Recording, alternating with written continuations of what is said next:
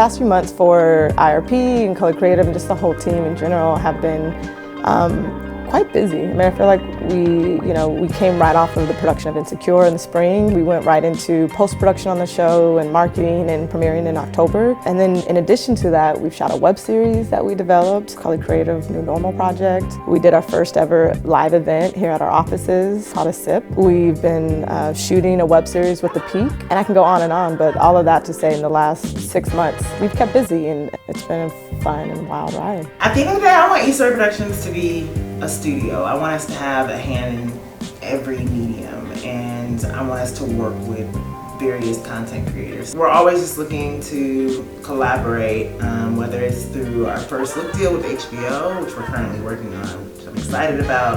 We have Color Creative, which is established to find new writers and voices. Of course, we're in the podcast realm. We are dipping into film and producing our own films. So there's just so many avenues in addition to our digital arms. You know, we have The Peak, we have, of course, IRP digital, and that's just something we'll always have a digital imprint. The opportunities are kind of limitless, and it's exciting and scary at the same time, but as long as our team stays intact, I'm confident that we got this.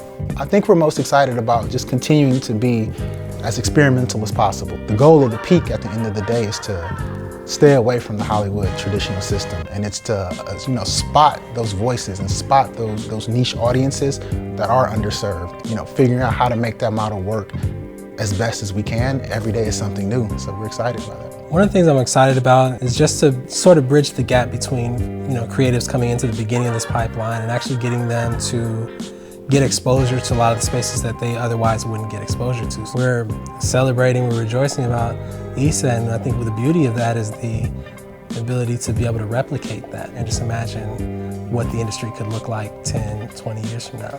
I would say to anyone that's looking to build a production company, a business, you really have to surround yourself with like-minded people. A lot of times people get hung up on money, like, oh, I don't have the money to bring on a team. But you'll be surprised at how far you can get when you can sell someone vision and drive. Finding good team members is hard. It really just is about tapping into your network, and I've met these people in random places. Sometimes they've been in ads, sometimes they've sought me out and just been consistent in terms of bringing something to the table, but it varies. But I always just look for passionate people. The best piece of advice I think that I would give to someone who is trying to build their own indie company is to not be afraid to fail. And I think even for us as a team and as a company, we've had numerous failures, just as many successes. And so, we take every one of those failures and we turn it into something greater than what it was. The foundation of any company should have is that risk-taking ability to just say, I don't care if no one else is doing it. I don't care if we don't have the money to do it. Let's just